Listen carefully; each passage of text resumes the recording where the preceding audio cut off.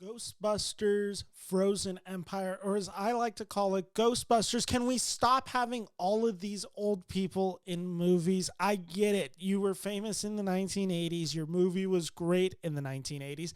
I love the original Ghostbusters, but it's time to move on. The nostalgia's over. You've milked this franchise to death. Start fresh with new characters who you have in these movies, and let's try something new instead of just bringing back these characters that we once loved and seeing them old and slow and just not as funny.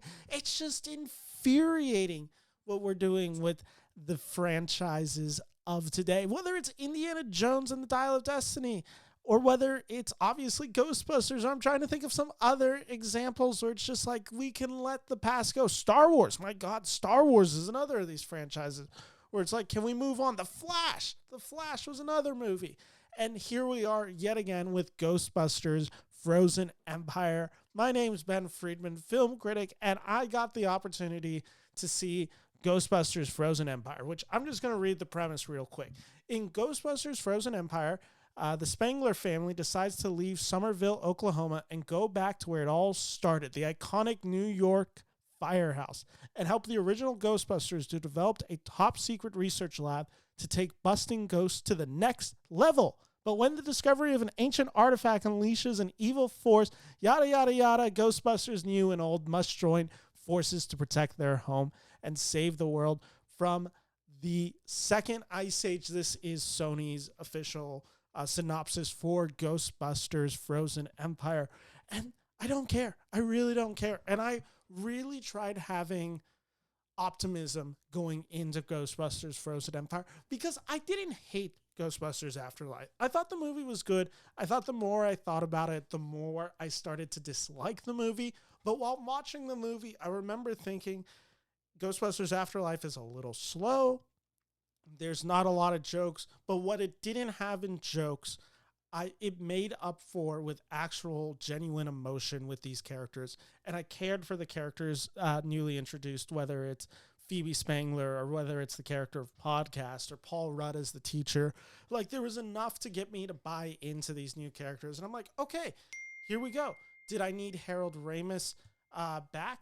I don't know if I needed that CGI ghost of him back in Afterlife. I don't know if I found that more disrespectful than not, but I thought they handled it well enough. Thus, going into this, I should have been like, okay, they got all the setup. Let's get going with the actual movies, like this new generation of Ghostbusters.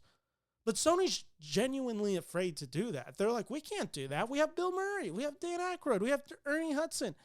We have all these legacy characters coming back. Thus, this story that we were trying to pass on to the new age, well, we can't really do that because we want to make sure Dan Aykroyd, we want to make sure Bill Murray, we want to make sure Ernie Hudson get their moments in this movie. Essentially, we want them to be, if not the main characters, very strong in the supporting cast.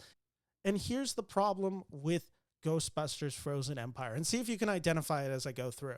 You have Paul Rudd. He's a Ghostbuster in this movie. You have Carrie Coon. She's a Ghostbuster in this movie. You have Finn Wolfhard of Stranger Things. He's a Ghostbuster in this movie. You have McKenna Grace, who's kind of the main character of this movie. She's a Ghostbuster in this movie. You have Kumail Nanjiani, who is kind of doing the Rick Moranis part. He's not necessarily a Ghostbusters, but he's definitely a part of the team. So that's, 5 names already.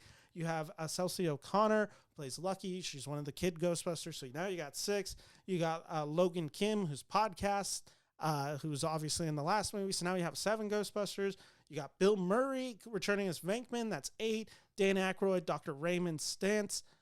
He's returning. 9.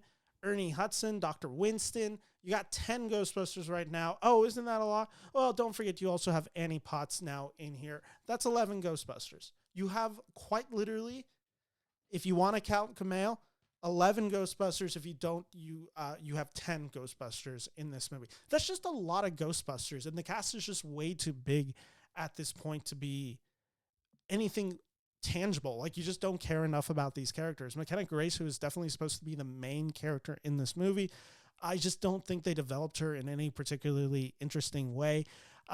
They didn't give her enough of a story to really feel connected. She's kind of just bratty throughout the entire movie. You don't really get any motivation, where she's such an intelligent character, and you felt like in the first movie that she was the descendant of Spangler. In this movie, I just didn't feel that at all. I thought the great attributes that they built up in the first movie, and I'll call them great, just weren't quite in this film, even though I think she's giving a committed performance. Paul Rudd, Carrie Coon, you know what you're getting from them. Finn Wolfhard is very much sidelined in this movie. And the Ghostbusters, the old ones, like, they're doing their thing. And, you know, Bill Murray has a few funny lines. Dan Aykroyd is in the movie. Ernie Hudson has actually a few good, sincere moments in the movie. It's not that anyone's necessarily giving an awful performance in Ghostbusters Frozen Empire. It's just that none of the film is never serving any one actor in this movie and making it worth it for any of these characters to have like a standout role. I just don't care about Paul Rudd's character. I don't really care about Carrie Coon's character. I kind of care about McKenna Grace in these movies, but even this one, they kind of abandon her to some degree. Finn Wolfhard completely sidelined in this movie. You see what I'm trying to say here. It is just, you're trying to give so much to the older generation that you're no longer caring to bring forth the new generation and kind of give the franchise over to them. It doesn't feel as much as a passing of the torch, more like we're all here and we're all having a time and everyone gets to be Ghostbusters. You're a Ghostbuster. You're a Ghostbuster. You're a Ghostbuster. You're a Ghostbuster. I can't do much with that. Like, there's not much to hold on into with Ghostbusters Frozen Empire. One of the other issues I had with this movie is it's fundamentally like these Ghostbusters movies, and it started with Afterlife. I just don't think these movies are particularly a lot of fun anymore, and it kind of drives me crazy, and I find it so perplexing when talking about this Ghostbusters franchise, which, you know, was a franchise started in 1984 with the original Ghostbusters, directed by, I believe it's Ivan Reitman, and written with Harold Ramis and Dan Aykroyd.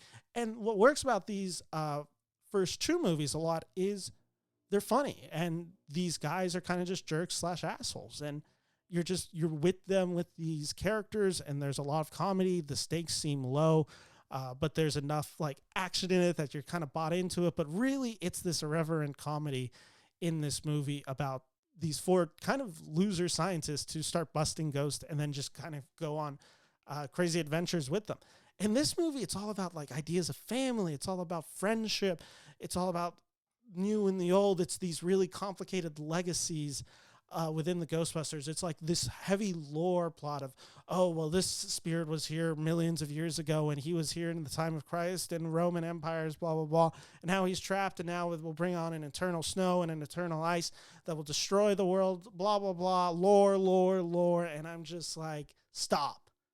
Make this a lot more simpler and just say there's a misadventure going on with ghosts. The 2016 movie is not good, but at least it fundamentally understands cast a lot of funny people in the movie, have them do funny things in the movie, and fight ghosts. Whether the movie is particularly funny, I don't think it's that great, but at least it understands what Ghostbusters is supposed to be. Where this movie, I'm just like, are you trying to make it this huge summer box office action film? It kind of felt more like Men in Black to me to some degree than it did a comedy, where I'm just like, there's a lot of action and there's a lot of special effects, and you really feel the size and scope of this movie.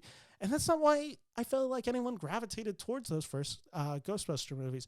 I don't think anyone really thinks about the scope and action of these movies. Not to say that there's not fun action and scope in those movies, like the Marshmallow Man, Stay Puft Marshmallow Man is a very memorable moment, and that is a very big action sequence. But it's like, it's perpetuity to the plot, I guess is what I'm trying to say, and perpetuity to the characters. You remember the one-liners in that scenes. If somebody asks you if you're a god, you always say yes, like stuff like that. And this movie is just kind of lacking that fundamentally, and I just found it such a weird decision to make a Ghostbusters movie. And it's not even that there's humor in this movie and it fails. It's like, quite literally, there's just not a lot of humor in the script to start with. And when they do have jokes, they're funny. Like, I don't think there's really anything that just fell completely flat in this movie. I think Kumail Nanjiani actually does a really good job in this movie injecting some humor and life into this, but it's just not enough for me to really go out and say this is worth your time. If you're a fan of the Ghostbusters movies, if you like Ghostbusters Afterlife, I'm sure there are aspects that people are going to enjoy. I just felt the really diminishing returns in this movie, and I think it's a very weak sequel to a franchise that is desperately kind of needing retooling. And I'll be honest, I don't really have any excitement if they make a Ghostbusters 3. I just don't really care about this new legacy of Ghostbusters. And I just kind of wish we stopped seeing the older generation and just kind of let the new generation define what Ghostbusters is. And at least I could say that's interesting. Right now, we're just in this kind of weird reboot phase that's not really a reboot because we got the old guys in here.